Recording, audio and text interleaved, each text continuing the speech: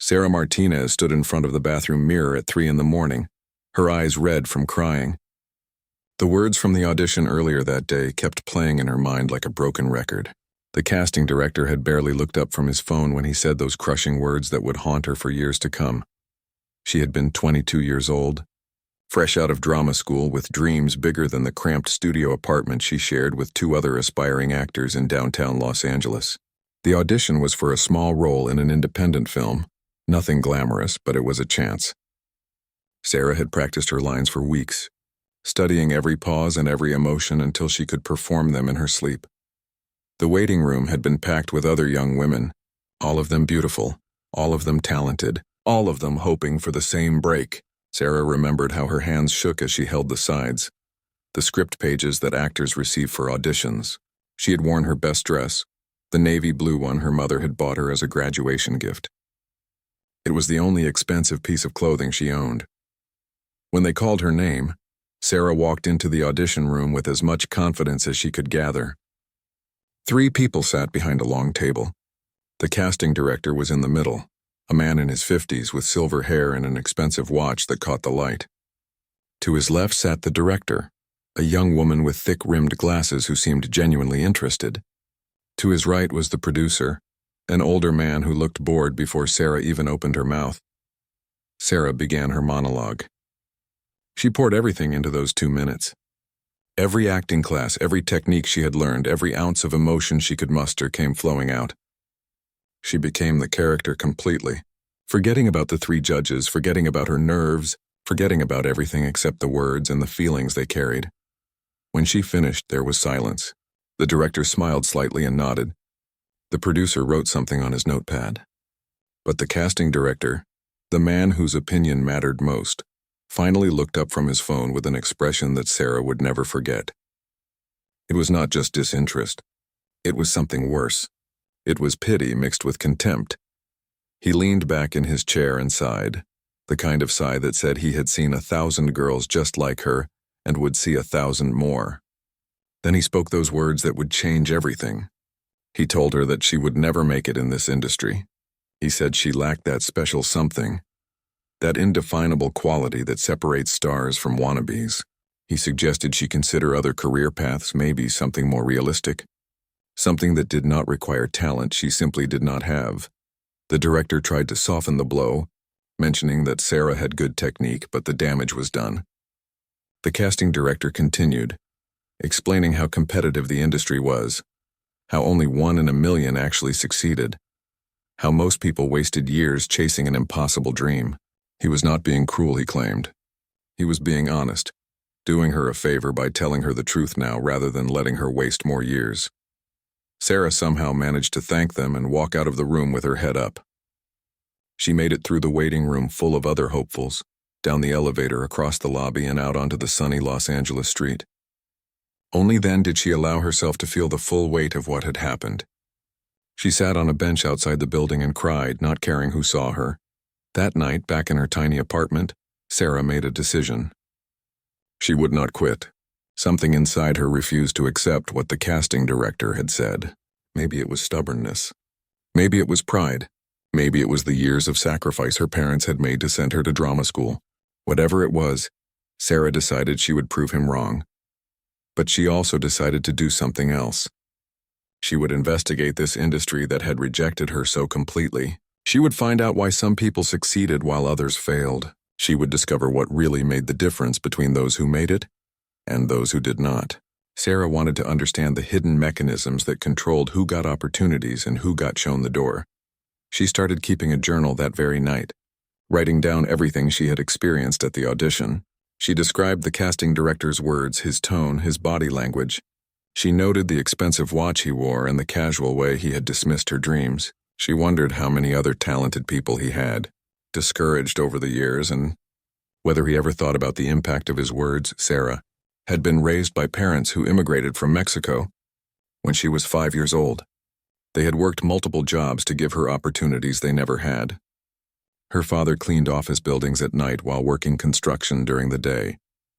Her mother worked as a housekeeper for wealthy families in Beverly Hills. They had saved every penny they could to help pay for her drama school tuition. even though they did not fully understand why she wanted to act instead of becoming a doctor or lawyer. Growing up, Sarah had been the kid who performed plays in her backyard, charging the neighborhood children a quarter to watch. She had starred in every school production from elementary through high school. Her drama teacher had told her she was special, that she had real talent. That teacher had been the first person who made Sarah believe she could actually make acting a career. Now lying in bed in her dark apartment, Sarah questioned everything. Was her teacher wrong? Was the casting director right? Did she really lack whatever mysterious quality it took to succeed? Or was there something else going on? Something deeper that had nothing to do with talent at all. She thought about the other actors she had met since moving to Los Angeles. Some of them were incredibly talented but could not get any work. Others seemed less skilled but somehow kept booking jobs. Sarah started to wonder what separated these two groups. Was it really just talent? Or were there other factors at play? Factors that nobody talked about openly. These questions kept Sarah awake most of that night. By the time the sun rose, she had decided on a plan. She would continue auditioning and trying to build her acting career, but she would also become an investigator of sorts. She would talk to people throughout the industry, from successful actors to struggling ones, from casting directors to agents, from producers to drama teachers. She would gather stories and evidence trying to understand the truth about talent and success. Sarah had no idea that this decision would lead her down a path that would take years to travel. She did not know that what she would discover would challenge everything she thought she knew about the entertainment industry and about talent itself. She could not predict that her investigation would uncover uncomfortable truths that many people preferred to keep hidden. All she knew was that she refused to accept defeat and that she needed answers to questions that burned inside her mind like fire. 3 months after that crushing audition, Sarah had developed a routine. She worked the morning shift at a coffee shop in Studio City, serving lattes to screenwriters and producers who barely acknowledged her existence. In the afternoons, she attended auditions whenever she could get them, which was not often. But her evenings belonged to her investigation. She started by creating a simple spreadsheet on her old laptop. Sarah listed every actor she knew personally, marking whether they were working regularly, occasionally, or not at all. Then she added columns for various factors: where they trained, who they knew in the industry, their family background, their appearance, their ethnicity, and yes, their talent level as she honestly assessed it. The patterns that emerged surprised her. Talent seemed to matter, but not as much as she had always believed. Some of the most talented actors she knew were barely getting any work, while others with less training and less natural ability somehow kept booking roles. Sarah needed to dig deeper. She began conducting informal interviews. At first, people were reluctant to talk openly. The entertainment industry thrived on maintaining certain illusions, and many people were uncomfortable discussing the real reasons behind success and failure. But Sarah had a gift for making people feel comfortable. She was genuinely curious, not judgmental, and people sensed that she truly wanted to understand rather than expose or criticize. Her first major interview was with Marcus Chen, a talented actor in his 30s who had been grinding away in Los Angeles for over 10 years. Marcus had trained at one of the most prestigious drama schools in New York and had the kind of classical technique that drama teachers praised. He could perform Shakespeare beautifully and had a powerful stage presence. Yet he struggled to book even small television roles. They met at a diner in Koreatown, sharing French fries and coffee while Marcus told his story. He explained how he had come to Los Angeles full of hope after finishing drama school. His teachers had told him he was one of the best students they had ever taught. He had excellent reviews from his stage work in New York. He felt prepared for anything Hollywood could throw at him, but Hollywood threw him something he had not expected. Marcus described going to audition after audition where he performed well, sometimes brilliantly, only to never hear back. When he did get feedback, it was often vague. They were going in a different direction. They decided to cast someone with more of a commercial look. They wanted someone who felt more relatable. The reasons changed, but the rejection remained constant. Marcus told Sarah something that stuck with her. He said that after about 5 years, he started to realize that the audition was not really about acting ability. It was about fitting into a predetermined image that the casting directors and producers already had in their minds. They were not looking for the best actor. They were looking for someone who matched a very specific picture. And if you did not match that picture, your talent became almost irrelevant. He shared an experience that had opened his eyes completely. Marcus had auditioned for a supporting role in a television series. He prepared extensively, understanding the character inside and out. At the audition, he delivered what he knew was his best work. The casting director seemed genuinely impressed and told him he was perfect for the role. Marcus left feeling confident for the first time in years. Days turned into weeks with no word. Finally, his agent called with news. The producers loved his audition. The director wanted to cast him. But the network executives had watched his tape and decided they wanted someone who looked more traditionally American for the role. Marcus was Chinese American, and apparently that did not fit their vision, even though nowhere in the script did it specify the character's ethnicity.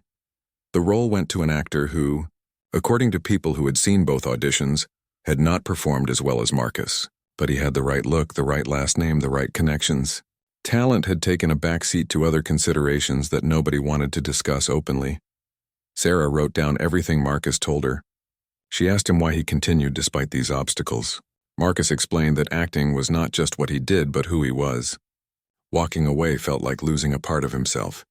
He had also started to develop a small community of Asian American actors who supported each other, sharing information about roles and opportunities that might actually be open to them. Her next interview subject was Jennifer Blake, a woman in her late 20s who was working regularly and building a successful career. Jennifer was talented, but Sarah had seen other actors who were equally or more talented struggling to get any work. What made Jennifer different? They met at a trendy juice bar in West Hollywood, and Sarah immediately noticed something. Jennifer had a confidence that seemed to come from somewhere deeper than just belief in her abilities. As they talked, the truth emerged. Jennifer's father was a successful entertainment lawyer who had represented major studios for decades. Her mother had been a television producer before retiring. Jennifer was honest about her advantages. She did not pretend that her connections had not helped her. Her first agent came through a family friend. Her first real audition was set up through her father's contacts. Even her training at an exclusive acting studio had been facilitated by relationships her parents had built over years in the industry. But Jennifer also worked hard. She took her craft seriously, constantly training and improving. She showed up prepared for every audition and gave her best performance every time. The difference was that she got opportunities to audition for better roles, and when she performed well, people actually remembered her because her name carried weight through her family connections. Jennifer told Sarah something that revealed how much she had thought about this issue. She said that talent was like having a good car. It mattered for going the distance, but connections and opportunities were like having a full tank of gas and a clear map. Without those, even the best car would not get you anywhere. Most talented actors were stuck at the starting line with empty tanks, while less talented actors with connections were already miles down the road. This conversation hit Sarah hard. She came from a family with no entertainment industry connections at all. Her parents cleaned buildings and houses. They knew nothing about agents, managers, casting directors, or producers. Sarah had believed that talent would be enough, that if she was good enough, doors would open. Jennifer's story suggested that belief might be painfully naive. Sarah continued her investigation over the following months, talking to dozens of people at every level of the industry.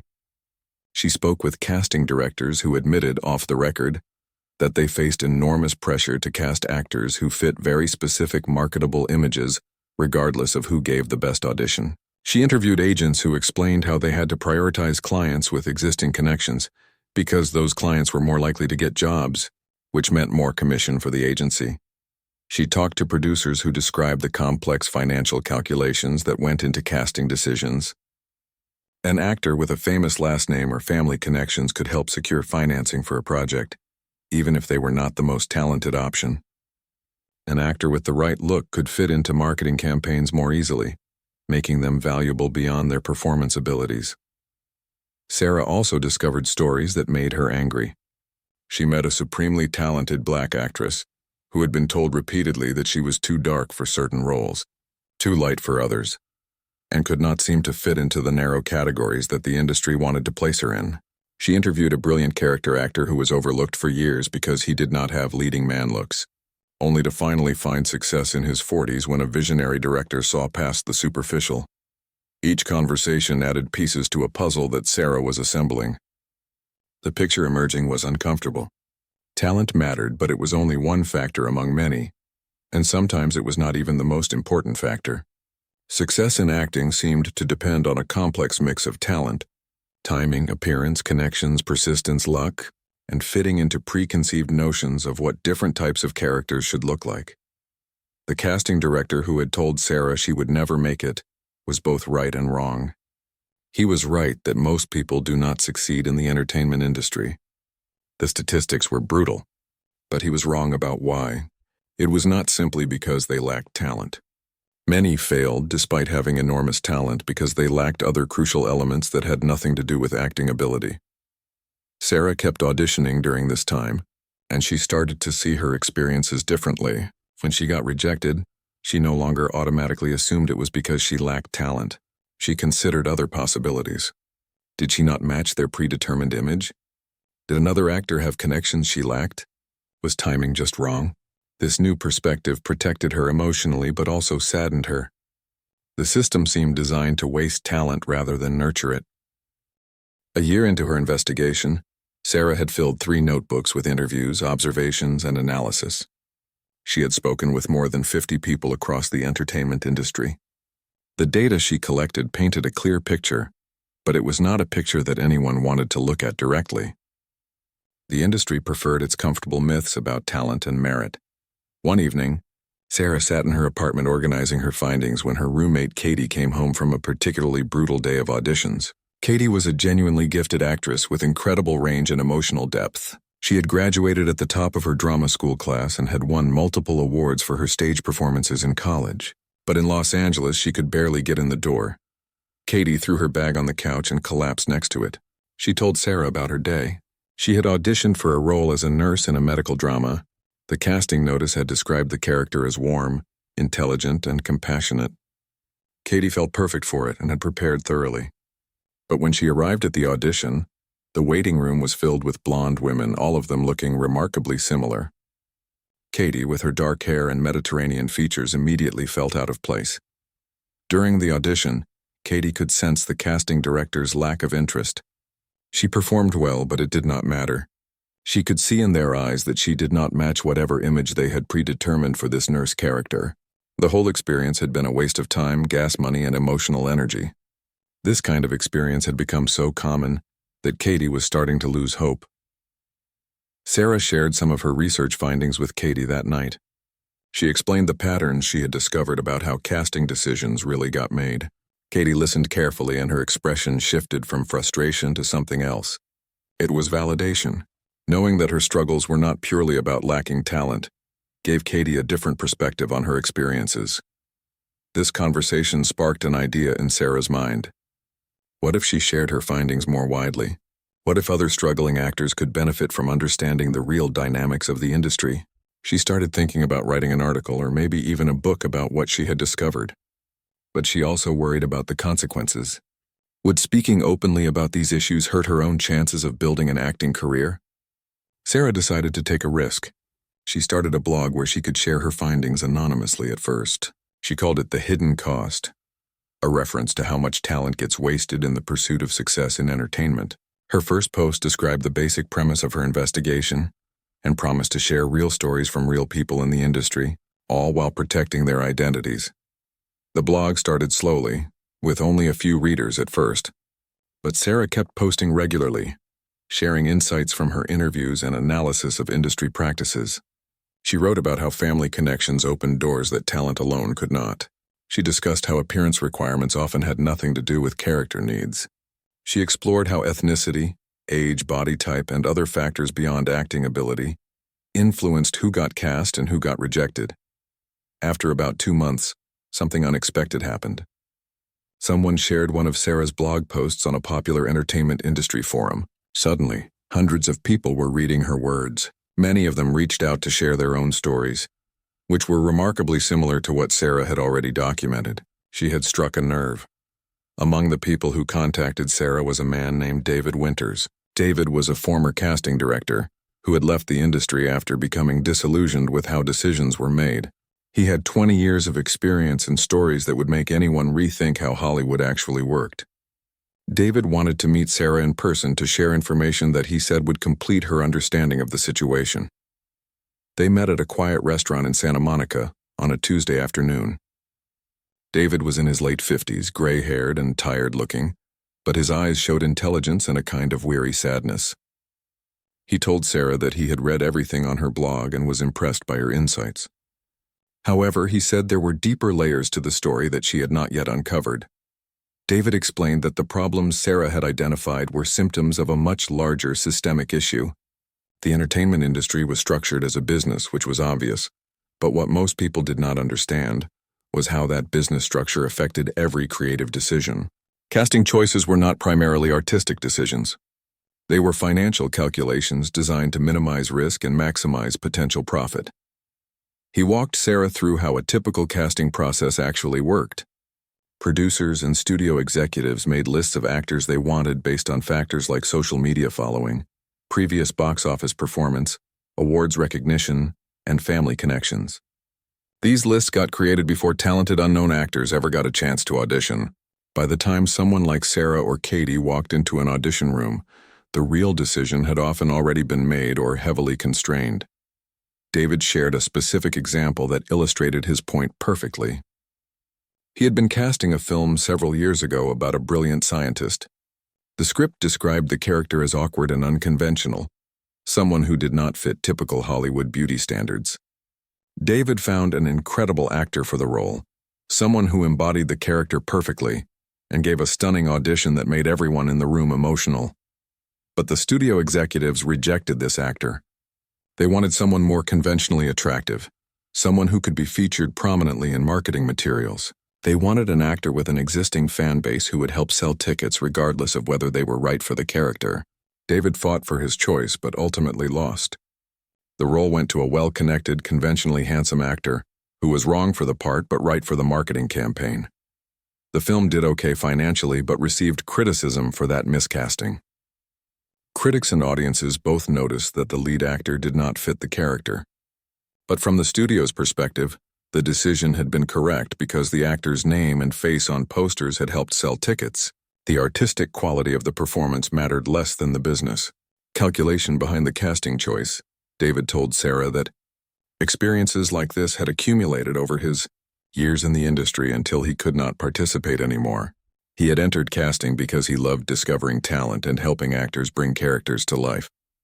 But he had found himself trapped in a system that treated actors as commodities and casting decisions as purely business transactions. Eventually, he quit and started teaching acting instead, where he could focus on actual talent development without the corrupting influence of business considerations. This conversation changed something fundamental in Sarah's understanding. She had been documenting the symptoms, but David was explaining the disease. The entertainment industry was not failing to recognize and reward talent. It was designed to prioritize other factors above talent, and that design was intentional because it served business interests. Sarah asked David the question that had been haunting her since the beginning. If talent was not the primary factor in success, why did the industry perpetuate the myth that it was? Why tell aspiring actors that they just need to be good enough, work hard enough, and success will follow? David's answer was uncomfortable but logical. The myth served multiple purposes. It kept a constant supply of talented people willing to work for very little money while pursuing their dreams. It justified the success of well-connected actors by attributing it to their talent rather than their advantages. It made the industry seem more meritocratic than it actually was, which helped maintain its cultural prestige. And perhaps most importantly, it kept talented people blaming themselves rather than the system when they failed. This last point hit Sarah especially hard. She thought about all the talented actors she knew who carried shame about their lack of success, who questioned their own abilities, who wondered what was wrong with them. The system had taught them to internalize failure as personal inadequacy rather than recognizing it as often the result of factors beyond their control. Sarah spent the next week processing everything David had told her. She went back through all her previous interviews and data with fresh eyes. The patterns became even clearer when viewed through this lens of the industry as a business system rather than an artistic meritocracy. Every story she had collected made more sense when she understood the economic incentives driving decisions. She wrote a blog post summarizing these insights, being careful not to reveal David's identity but sharing the key concepts he had explained. The post went viral in the entertainment community. Thousands of people read it and shared their own experiences that confirmed what Sarah had written. Many thanked her for helping them understand that their struggles were not entirely their fault. But Sarah also received criticism. Some successful actors accused her of making excuses for people who were not talented enough. Some industry professionals claimed she was oversimplifying a complex situation. A few people suggested she was just bitter about her own lack of success and was trying to tear down an industry she could not break into. These criticisms stung, but they also revealed something important. The mythology around talent and merit was deeply embedded in how people in the entertainment industry understood themselves and their work. Challenging that mythology threatened people's self-perception and the stories they told about their own success or failure. The truth was uncomfortable because it complicated the simple narrative that everyone wanted to believe. 2 years after that devastating audition, Sarah's blog had become a quiet phenomenon in the entertainment industry. She had thousands of regular readers, mostly actors, writers, and other creative professionals, who felt validated by her honest examination of how the industry really worked. But Sarah was still working at the coffee shop, still going to auditions, still living in the same cramped apartment. One morning, while serving coffee to the usual crowd of entertainment professionals, Sarah overheard a conversation that would lead her investigation in a new direction. 2 women at a corner table were discussing drama schools and acting programs. One of them was complaining about how much money she had spent on her training, money that had not translated into career success. The other agreed, mentioning that she knew many talented actors with expensive degrees who were driving for rideshare services to pay rent. This conversation sparked a question in Sarah's mind. What about the institutions that trained actors? What role did they play in perpetuating myths about talent and success? She had accepted the lessons from her drama school without questioning them, but now she wondered whether those institutions were complicit in selling false dreams. Sarah decided to expand her investigation to include acting schools and training programs. She started by examining the marketing materials these schools used to attract students. The promises were remarkably consistent across different institutions. They claimed to develop raw talent into professional skill. They highlighted famous alumni who had successful careers. They suggested that proper training was the key to making it in the industry. But Sarah noticed what these schools did not emphasize. They rarely mentioned the percentage of their graduates who actually built sustainable careers in entertainment. They did not discuss the enormous role that factors beyond training played in determining success. They did not warn students about the harsh economic realities of pursuing acting as a profession. Instead, they focused on dreams and possibilities while downplaying or ignoring the probable outcomes. Sarah reached out to interview administrators and teachers from various acting programs. Many were reluctant to speak with her, especially once they discovered her blog's critical perspective on the industry. But she eventually found several educators who were willing to talk honestly, usually on the condition of anonymity. One drama school professor, whom Sarah called Professor James in her notes, provided particularly valuable insights. He had been teaching acting for over 15 years at a respected program that cost students nearly $60,000 a year. He loved teaching and believed in the value of training actors properly. But he had grown increasingly uncomfortable with what he saw as the fundamental dishonesty of how drama schools operated.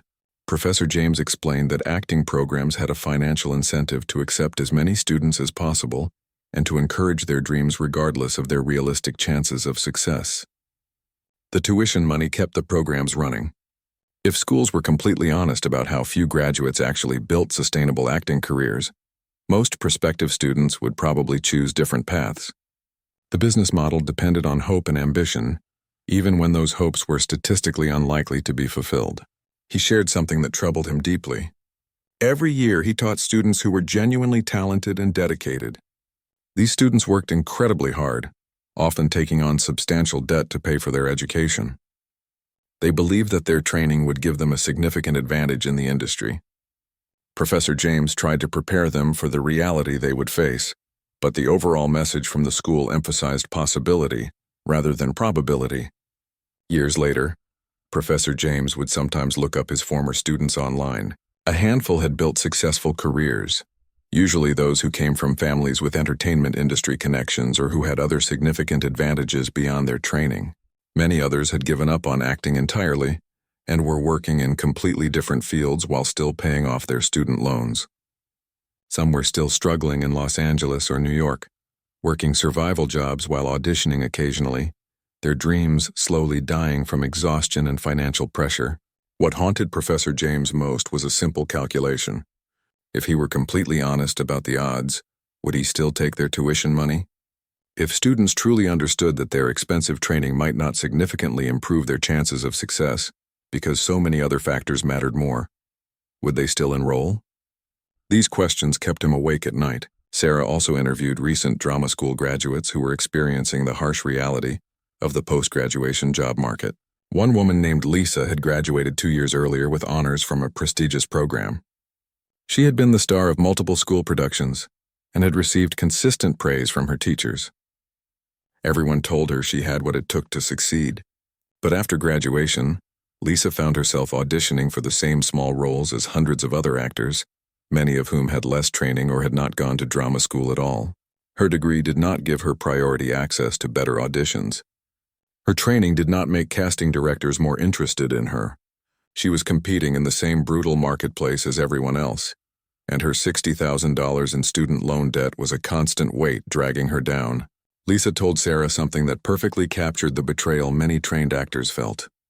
She said that drama school had taught her how to act but had not taught her how the industry actually worked. She knew techniques and methods and approaches to building characters, but she did not know how to navigate the business side of entertainment. She understood art but not commerce, and in an industry driven by commercial concerns, that ignorance was crippling. Through these interviews, Sarah began to see drama schools as part of a larger system that profited from talent, while often wasting it. The schools took money from aspiring actors. The industry exploited their labor, often paying little or nothing for work while those actors waited for their big break. Everyone in the system benefited except the majority of talented actors themselves, who paid financially and emotionally for chasing dreams that the system was not designed to fulfill.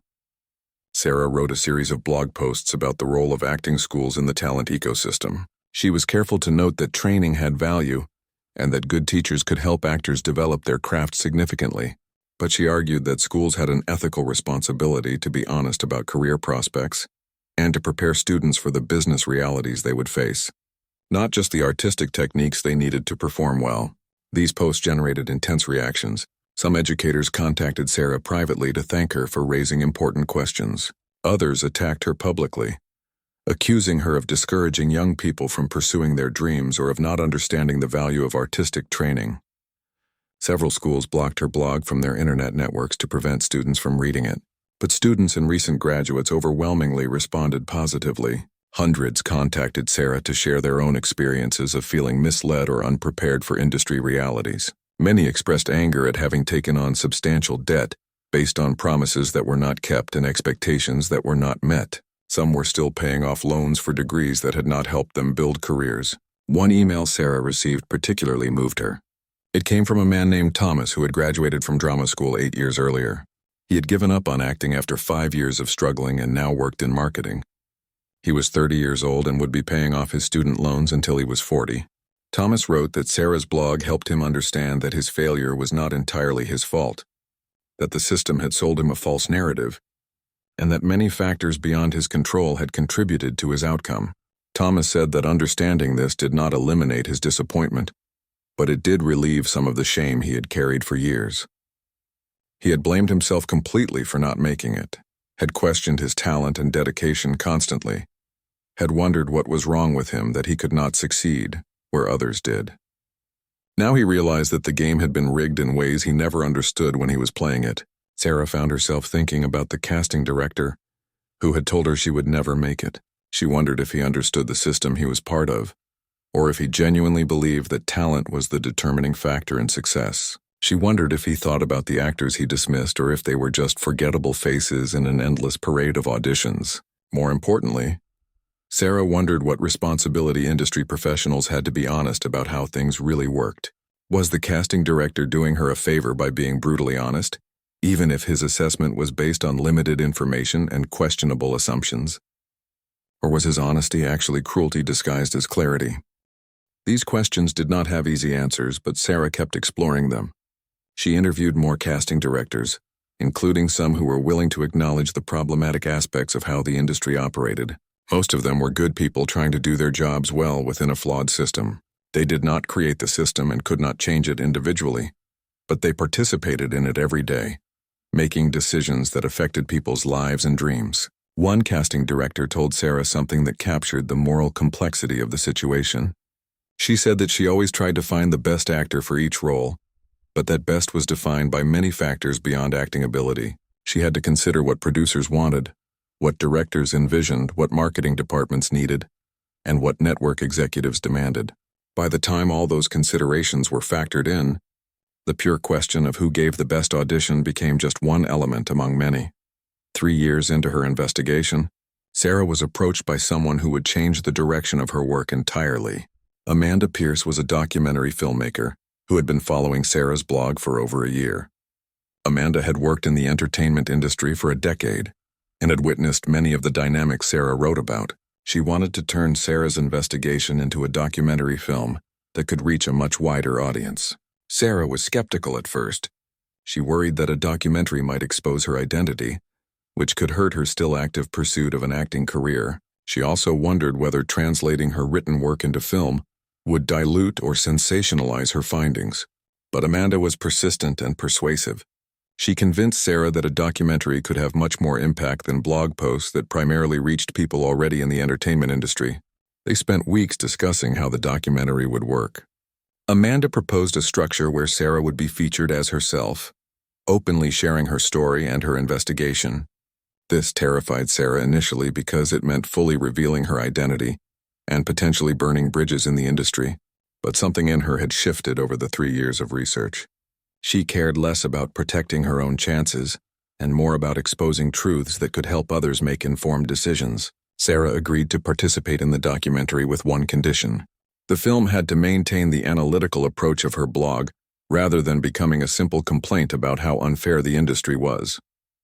She wanted to examine the system itself, showing how economic incentives and business structures created outcomes that wasted talent and misled aspiring artists. Amanda readily agreed, sharing Sarah's commitment to serious investigation rather than shallow criticism. Production on the documentary began 6 months later. Amanda assembled a small crew and began filming interviews with the people Sarah had spoken to over the years. Many were willing to appear on camera, especially once they learned that the documentary would protect their identities if requested. The film would show their faces in shadow or use other techniques to allow honest discussion without professional repercussions. The documentary featured Marcus Chen, the talented Chinese-American actor who had struggled for years despite his classical training and obvious skill. On camera, Marcus described the emotional toll of constant rejection and the challenge of maintaining artistic integrity within a system that often valued appearance and connections over ability. His quiet dignity and obvious talent made his story particularly powerful. Jennifer Blake, the actress with family connections who had built a successful career, also agreed to participate. Her willingness to discuss her advantages openly added crucial credibility to the film. Jennifer did not pretend that her success was purely the result of talent and hard work. She acknowledged that her family name had opened doors and created opportunities that equally talented actors without connections would never receive. Her honesty was refreshing and helped demonstrate that the analysis was not just complaints from unsuccessful actors. The documentary included Katie, Sarah's roommate, whose experience represented countless talented actors struggling in Los Angeles.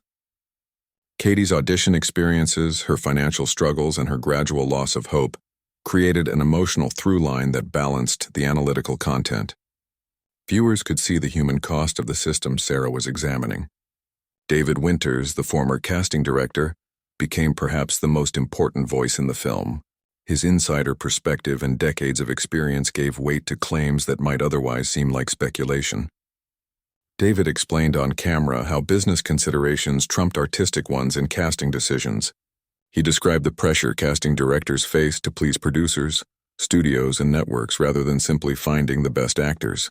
His weariness and obvious disappointment added gravity to his words. Professor James from the drama school also appeared in the documentary, though with his identity obscured to protect his job. His discussion of how acting schools operated, And what they did not tell students revealed another layer of the system. He explained the financial incentives that led schools to accept more students than the industry could possibly absorb, and to make promises about career prospects that statistics did not support. But the documentary's most powerful element was Sarah herself. Amanda filmed Sarah attending auditions, working at the coffee shop, writing her blog, and reflecting on what she had learned over 3 years of investigation. Sarah spoke directly to the camera about the casting director who told her she would never make it, and how those words had sparked her journey from hurt actress to investigative researcher. Sarah discussed her own evolution. She explained how she had initially believed that talent was the primary factor in success, and how discovering the reality had been both liberating and heartbreaking. She was liberated from blaming herself entirely for lack of success, but heartbroken to understand how much genuine talent was wasted by an industry that claimed to value it above all else. The documentary took a year to complete. During that time, Sarah's personal situation changed significantly. She finally booked a small role in an independent film. Nothing major, but her first real professional acting job. The production was low budget, the pay was minimal, but the experience reminded Sarah why she loved acting in the first place. She was good at it. She knew she was good at it, and that knowledge had to be enough regardless of whether the industry ever recognized her talent broadly. When the documentary was finished, Amanda entered it into film festivals. The response exceeded their expectations. The film was accepted into several prestigious festivals and began winning awards. Critics praised its balanced investigation and emotional honesty.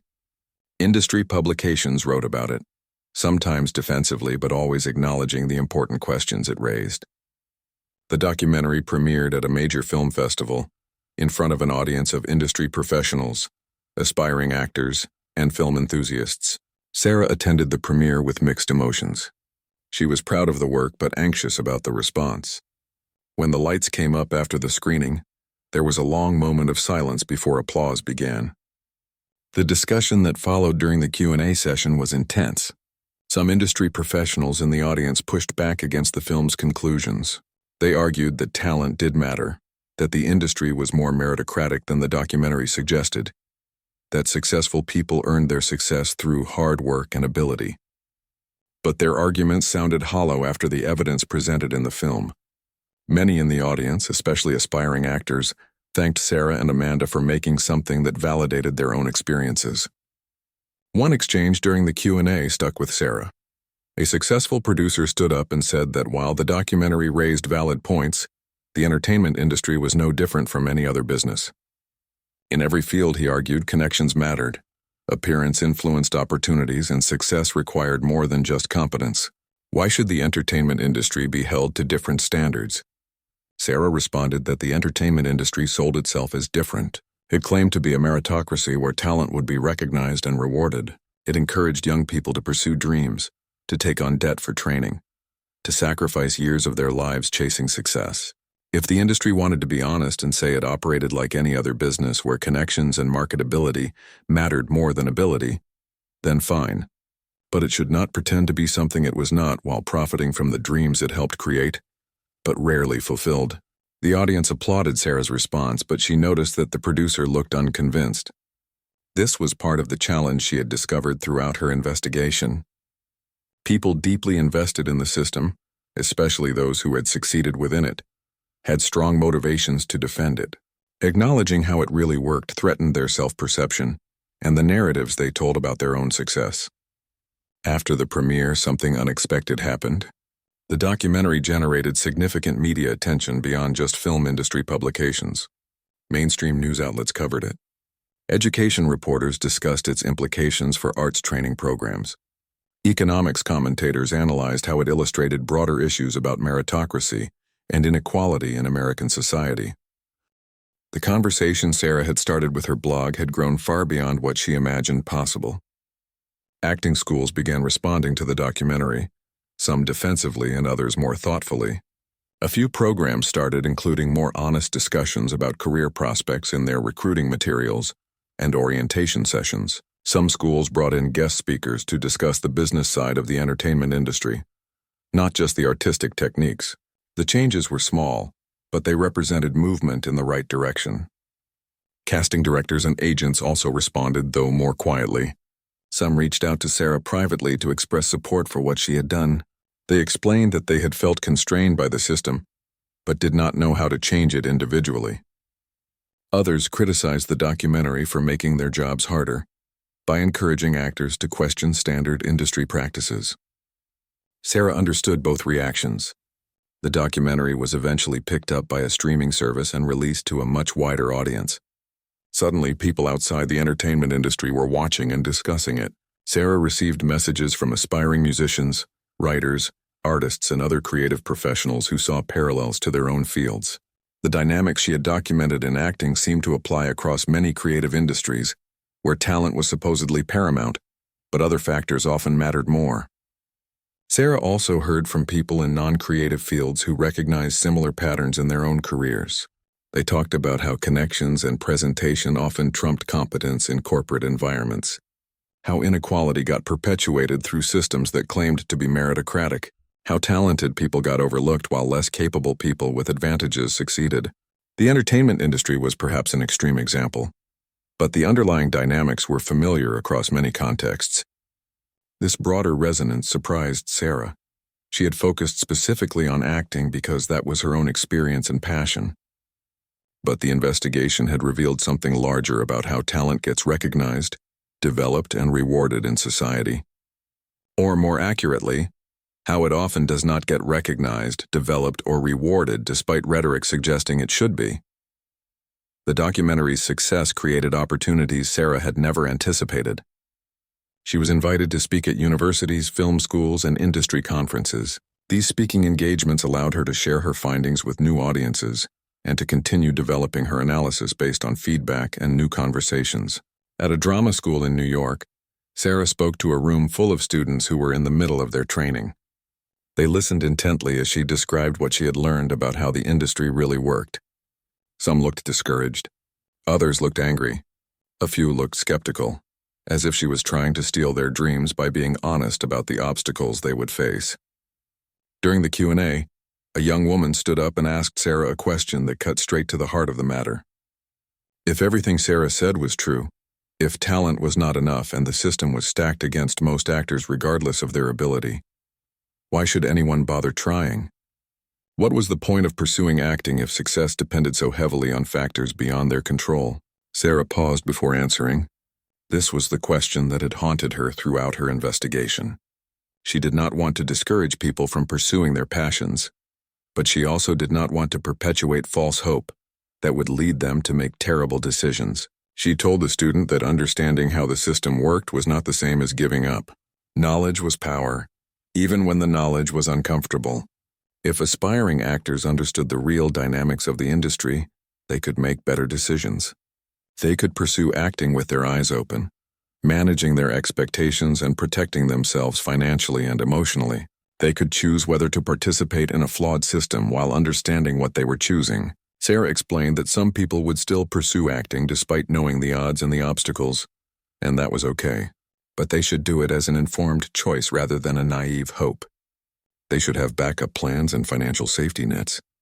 They should not take on crushing debt for training that might not significantly improve their chances. They should build lives that included acting, rather than lives that depended entirely on acting success to be meaningful. She also suggested that understanding the system could motivate people to change it.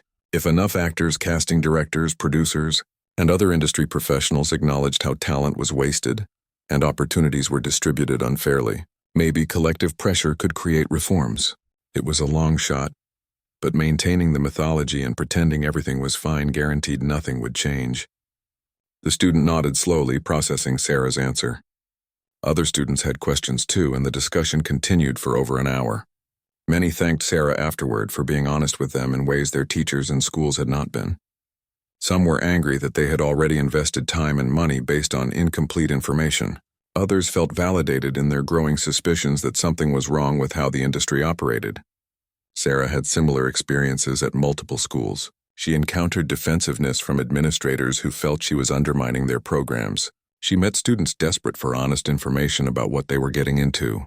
She talked with teachers who privately agreed with her, but felt unable to speak out without risking their jobs. The ecosystem of acting training was deeply resistant to honesty, because honesty threatened its business model. At an industry conference, Sarah participated in a panel discussion about diversity and inclusion in casting. The conversation naturally connected to her work, because many of the barriers to diverse casting were the same barriers she had been documenting. Preconceived notions about what characters should look like, risk-averse commercial calculations, and reliance on established names all worked against actors from underrepresented backgrounds. One of her fellow panelists was a well-known actor who had broken through barriers to build a successful career. He pushed back against some of Sarah's analysis, arguing that things were getting better and that talented actors from all backgrounds now had chances they would not have had decades earlier. Progress was real, he insisted, and focusing too much on obstacles could become self-defeating. Sarah agreed that progress was real, but argued it was far too slow and still too dependent on exceptional individuals overcoming systemic barriers, rather than the barriers themselves being removed. She asked a question that shifted the discussion. Why should talented actors have to be extraordinary to succeed, when mediocre actors with connections or conventional looks could build careers much more easily? The conversation became tense but productive. The audience, which included casting directors, agents, producers, and actors, engaged seriously with the questions being raised. Some people committed to examining their own practices and biases. Others defended the status quo. But the conversation was happening openly, which felt like progress to Sarah. Between speaking engagements, Sarah continued her own acting career, such as it was. She booked occasional small roles and continued auditioning regularly. Her experience was now filtered through everything she had learned, which created a strange duality. She knew the audition process was often arbitrary and unfair, yet she still prepared thoroughly and tried her best every time. This duality was not contradictory, Sarah realized. She could acknowledge the system's flaws while still participating in it and doing her best within it. She could recognize that her success or failure might depend on factors beyond her control, while still controlling what she could control. This balance was difficult but necessary. Sarah also noticed changes in how she felt about rejection. When she did not book a role, she no longer spiraled into self-doubt about her talent. She considered other possibilities first. Maybe someone else had connections. Maybe she did not match a predetermined physical image. Maybe the timing was just wrong. Sometimes it was her performance, but often it was not. And that knowledge protected her psychologically. 4 years after the casting director told her she would never make it, Sarah received an unexpected message. A producer who had seen her documentary wanted to meet with her about a potential project. The producer was developing a television series about the entertainment industry and wanted Sarah to consult on it to ensure authenticity. He was also interested in her potentially acting in the series if the right role emerged. Sarah met with the producer at a cafe in Hollywood. He was younger than she expected, probably in his late 30s, with an energy that suggested genuine passion for the project. He explained his vision for the series, which would examine the industry honestly, showing both its glamour and its darker realities. He had been moved by Sarah's documentary and wanted to explore similar themes in a narrative format. As they talked, Sarah realized this opportunity had come directly from her investigation work, rather than from traditional acting channels.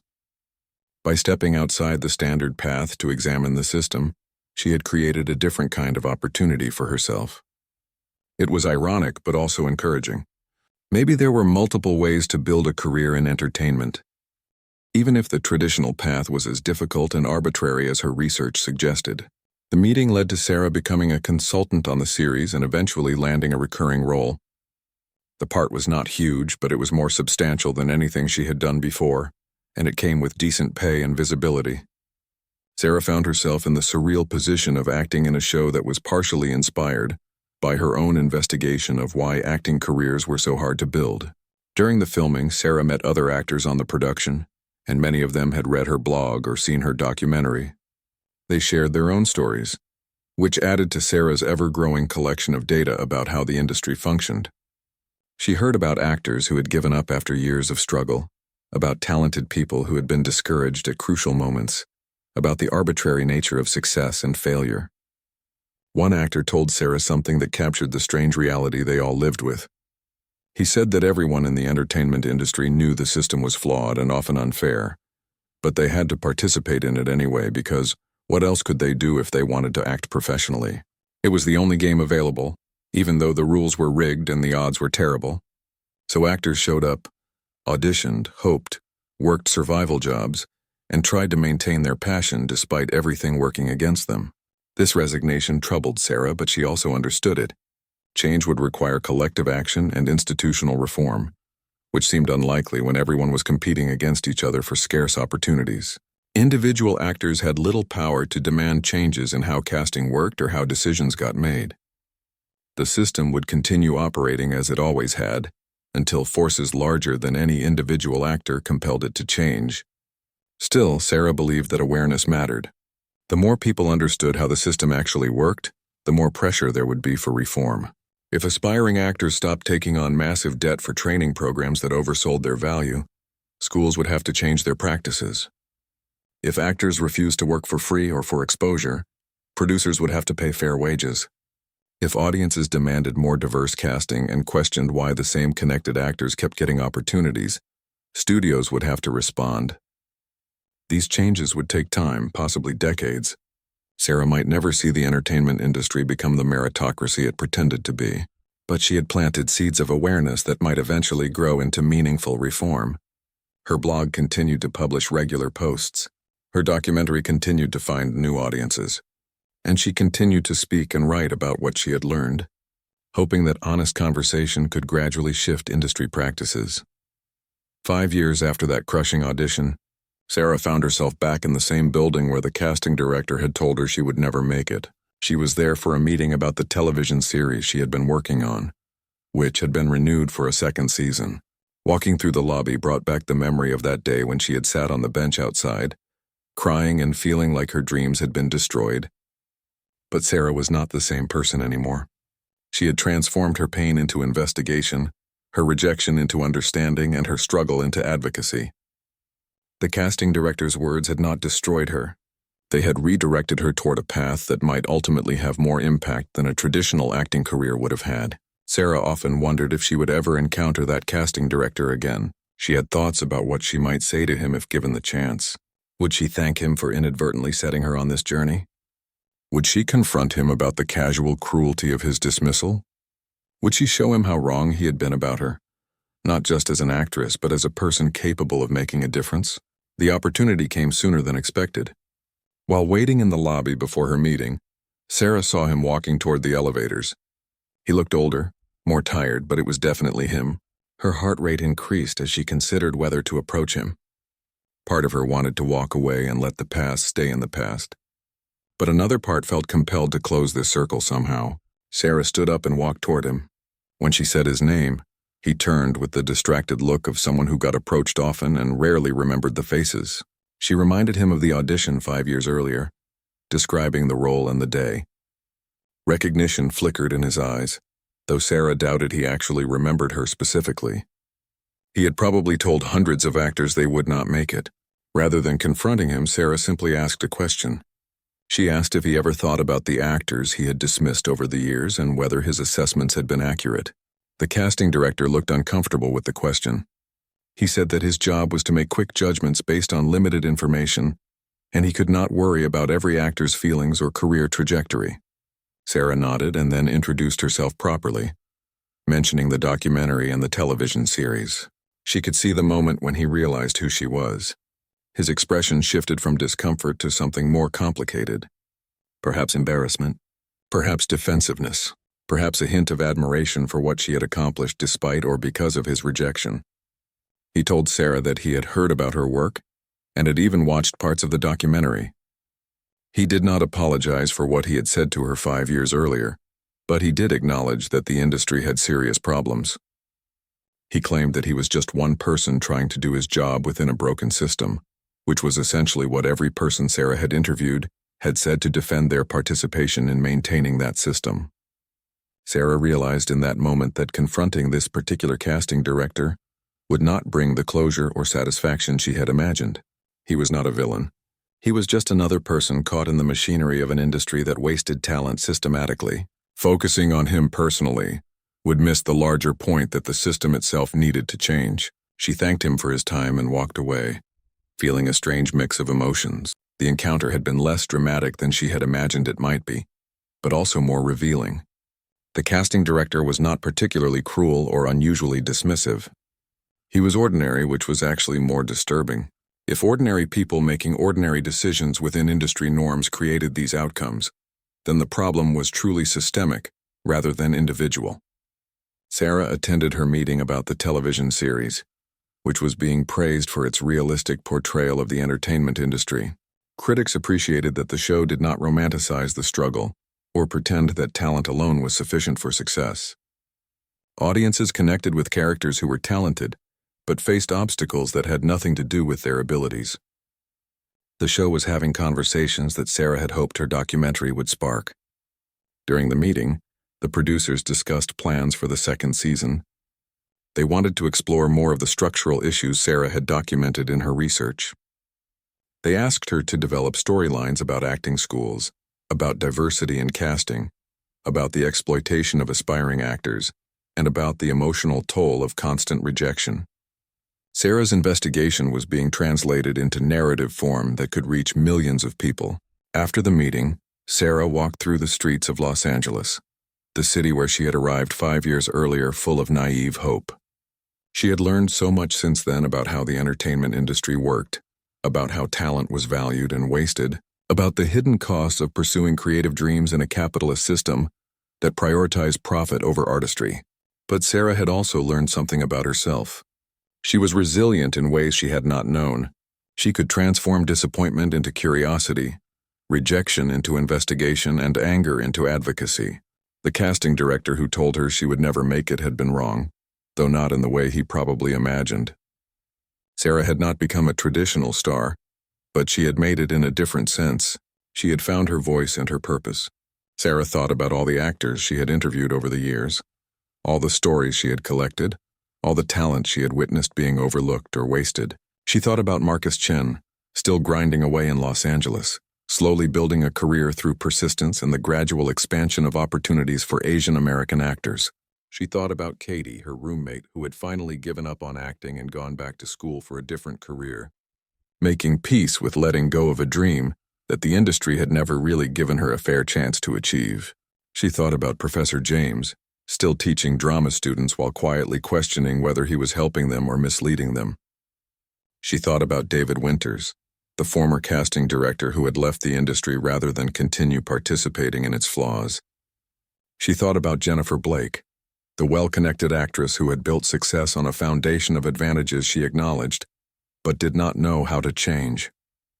All of these people were trying to navigate a system that was not designed to reward talent fairly. Some succeeded. Most did not. The difference between the two groups had less to do with ability than anyone wanted to admit publicly. This truth was uncomfortable, but Sarah believed that acknowledging uncomfortable truths was necessary for change. Sarah's blog had evolved over the years into something more ambitious.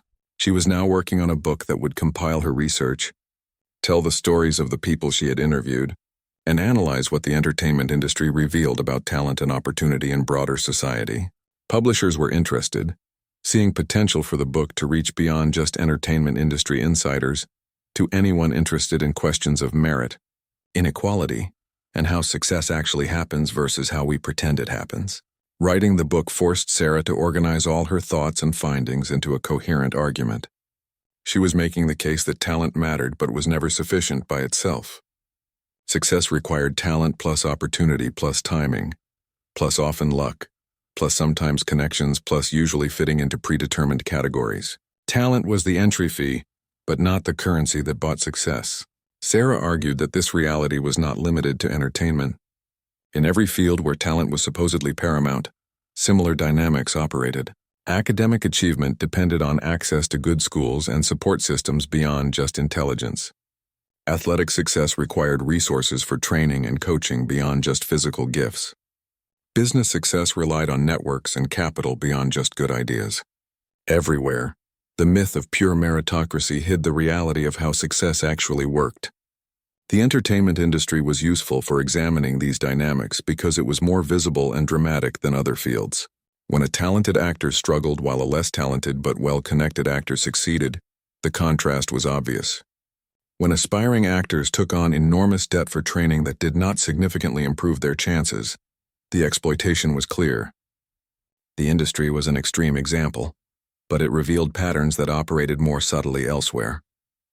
As Sarah wrote, she kept returning to a central question. Why did society maintain the myth of meritocracy when evidence contradicted it constantly? Why did we keep telling talented people that their abilities would be recognized and rewarded, when we knew that was often not true? What purpose did the mythology serve? Sarah concluded that the myth benefited those who succeeded by allowing them to attribute their success primarily to their own merit, rather than acknowledging their advantages. It kept those who failed blaming themselves rather than questioning the system. It maintained a constant supply of people willing to compete and work hard, despite terrible odds, because they believed merit would eventually win out. The myth was functional for those with power, even if it was damaging for those without it. This analysis was bleak, but Sarah tried to end her book on a more hopeful note. She argued that awareness was the first step toward change. If more people understood how talent was actually recognized and rewarded, versus how it was supposed to work according to mythology, pressure would build for systems to become fairer. If aspiring artists, athletes, students, and workers made decisions with accurate information about their odds and the factors affecting their chances, they would make better choices for themselves.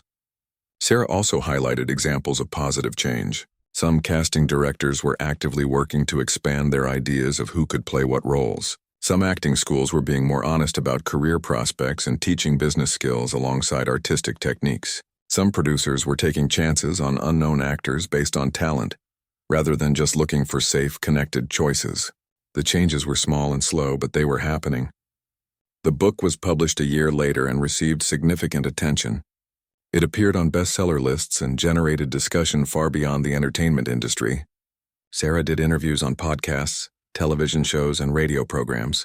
She spoke at conferences and universities across the country. The conversation she had started with a blog post after a painful audition had grown into a national discussion about talent, opportunity, and fairness. Sarah received thousands of messages from people whose experiences resonated with what she had documented. They came from actors, yes, but also from writers, musicians, artists, academics, entrepreneurs, and people in corporate careers. Everyone had stories about how talent alone had not been enough, how they had been overlooked despite being capable, how they had seen less capable people succeed through advantages beyond merit. These messages confirmed what Sarah had suspected. Her investigation of the entertainment industry had uncovered something larger about how society functioned. We claimed to value talent and merit while actually rewarding a complex mix of factors that often had little to do with ability. This gap between rhetoric and reality created immense suffering for talented people who believed the mythology and blamed themselves when it proved false. Sarah had not stopped acting entirely. She continued to audition occasionally and took roles when they interested her and fit her schedule. But acting was no longer her primary identity or her measure of success. She had found something else equally fulfilling, using her intelligence and persistence to examine systems and share truths that needed to be spoken. Looking back on that audition 5 years earlier, Sarah felt grateful in an unexpected way. The casting director's harsh words had hurt terribly at the time, but they had also liberated her from believing that rejection meant she lacked talent. They had pushed her to investigate rather than just accept the industry's narratives about itself. They had redirected her toward work that might ultimately matter more than any individual acting career. Sarah would never know if she could have made it as an actress under different circumstances. Maybe she would have built a successful career if she had been born into an industry family. Maybe she would have broken through if she had matched physical ideals more closely. Maybe she would have succeeded if timing had been different. These questions were unanswerable and ultimately unimportant. What mattered was what Sarah had actually done with the path her life had taken. She had transformed personal disappointment into social investigation. She had used her intelligence and determination to uncover truths that helped others. She had found a way to make a difference that was genuine and meaningful, even if it was not the way she had originally imagined. The casting director had been right about one thing. Sarah had not made it in the traditional sense of becoming a star through conventional industry channels, but he had been profoundly wrong about her potential and her ultimate impact. She had made it in a different way. By refusing to accept his assessment and by turning rejection into investigation that challenged the very system he represented. Sarah's journey was not over. She continued writing, speaking, and advocating for more honest and fair practices in entertainment and beyond. She had found her voice and her purpose, neither of which that casting director could take away with his dismissive words. In the end, talent had mattered, just not in the way anyone had expected. Sarah's talent was not just for acting.